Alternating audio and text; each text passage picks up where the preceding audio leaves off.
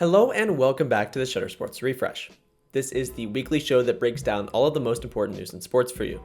I'm your host Finn Noel, and let's get right into a busy week. We'll start things off in UFC, where we had a double championship fight night. The first fight was for the women's flyweight title between current champion Valentina Shevchenko and Zhang Weili. Now, Shevchenko was predicted to dominate this fight, and dominate she did, ended up taking the entire thing in unanimous decision. And the other big fight of the night was for the men's welterweight championship between current holder Jack Della Maddalena and Islam Makhachev. He was previously the lightweight champion, but had to vacate it to fight for the welterweight. Now, although Weili vacated her previous belt for nothing, it wasn't the same for Makhachev, as he dominated this fight. He logged 75% of the strikes in this fight and ended up taking down Jack Della Maddalena to be the new welterweight champion. Congratulations to Makhachev and Shevchenko.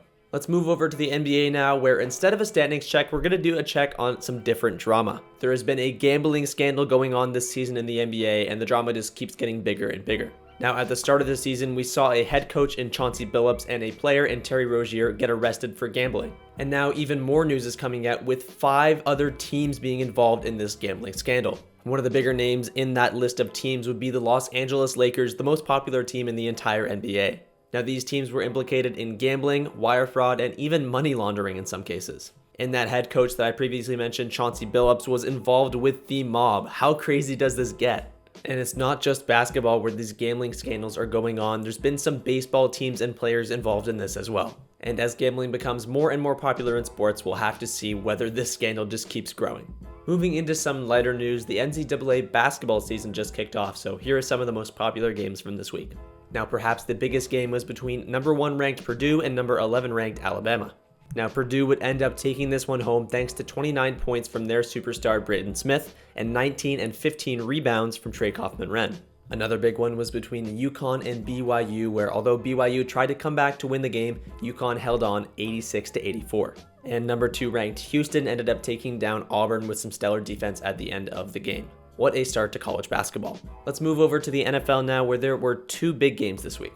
The first one was between the Seattle Seahawks and the LA Rams. Now, although the Seahawks scored 5 times in this game, most of them were field goals, whereas the Rams were able to score more touchdowns and took home the win. And the other big game was between the Denver Broncos and the Kansas City Chiefs. The Broncos have been going crazy all year, winning a ton of close games, and they did it again against the Chiefs. And the Chiefs, who were in the Super Bowl last year, are now 5-5 on the season. Very disappointing start from them. Let's move over to college football now, where we are getting close to the end of the season. This week, there was 2 matchups between the top 25 teams. The first matchup was between Texas and Georgia, and although Texas's quarterback Arch Manning has been playing well the last few games, he just didn't do enough to take down Georgia, who dominated this one 35-10. The next big matchup was between Oklahoma and Alabama. Now, although Alabama played really well, they were just turning the ball over too much, logging 3 turnovers to Oklahoma's 0, so Oklahoma ended up taking home that win. Now, let's mix things up and talk about the Canadian Football League, the CFL, whose finals, or the Grey Cup, went down last night.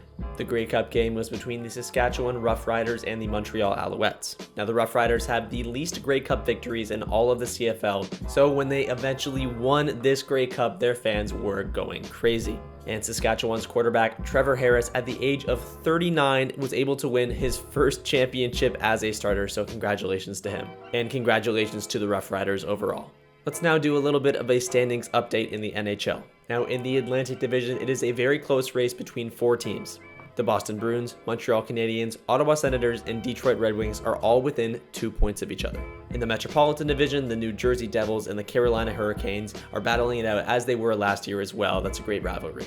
In the Central Division, we have the top team in the entire NHL, the Colorado Avalanche. They lead that division with 31 points. The Dallas Stars are currently sat just behind the Avalanche at 27 points. And in the Pacific Division, no team is really standing out above the pack, so still a tight race. And for our last piece of news this week, let's go over the tennis ATP and WTA Tour finals, which went down this week. Now, for this tournament, the top 8 men and women get to compete to see who ends up being the champion of the season. Now, surprise, surprise, in the finals on the men's side were Carlos Alcaraz and Jannik Sinner, number 2 and number 1 in the world. These two seem to be facing off at every single finals match matchup you can think of, and this time it was Sinner's turn to raise the trophy as he took home the Tour Championship.